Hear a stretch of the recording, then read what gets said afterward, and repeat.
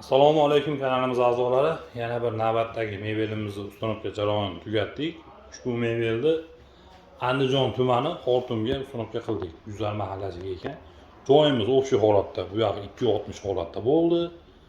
O'sha bu yog'i 250 holat, 450 holatda bo'ldi bu yog'imiz.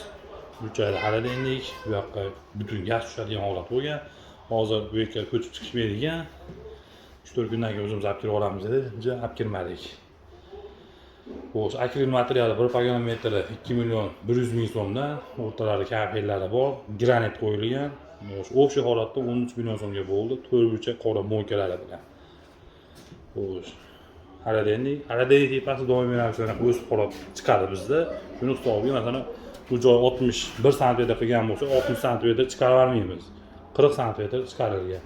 Xo'sh, gaz plita uchun ham 30 sm chiqarilgan. Burchak hisobiga 30 sm chiqarib turib, shuni hisoblasanglar bunaqa narx kelib chiqadi. Zavodskoy stolesnitsa granitlari bor. Zakasda endi hammasiga polkalari bo'ladi. Endi zakas qilgandan keyin polka qo'ymasa ham bo'lmaydi o'zi. Odatda endi bozorlarda pastlarida bo'lmaydi, tepalarida kichikroq polka qo'yib qo'yiladi.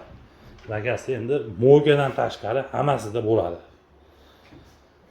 Xaridonimizda patnusimiz bor, pinunslari qo'yilgan, tashchamiz, sochilgan turbamiz ilmalari bilan qo'shilgansi bor. Mo'ka ham mana high-tech mo'kalardan qora semisit gelilishlari, setkalari bor. Burchagimiz 80 bo'lgan. Xo'sh, bu burchagimiz bunaqa holatda bo'lgan. Mo stolesnitsa o'zi qimmat yuradi. Mana uzun stolesnitsa 3 metr 5 sm bo'ladigan bo'lsa, bu 85 ga 85 holati deyarli 30-40 ming so'm arzon yuradi xolos. Buni hisobiga mana bu burchakka chiqarilmaydi. Endi buni ishlari ham ko'proq bo'ladi. Yana bitta ko'proq qilayotgan burchagimizni 30 sm chiqarib hisoblaymiz doimiy. Bu yoqqa gaz balon turadigan bo'lgan. Chilangasini tushirib qo'yganmiz, narx o'tkazib, orqadan o'tib ketgan. Bu yoqqa mikrofonovka endi olingan. Razmeriga mo'ljallab olingan bu. O'sh tepasiga polkasini ham kichikroq holatda qilib qo'yib qo'ydik. Ko'proq nazar sig'sin degan maqsadda. Vakuum holatda. Bu shandirimiz ham mana vakuumu arzonidan emas. Bu poni temirlari bo'lgan. Soyuz firmani Matvis stolesnitsasi bo'lgan bu yoqda.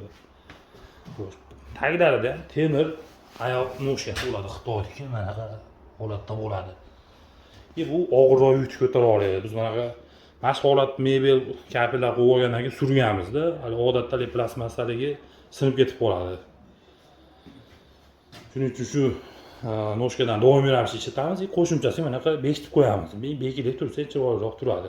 Bu bekilganni olib ishlatish mumkin.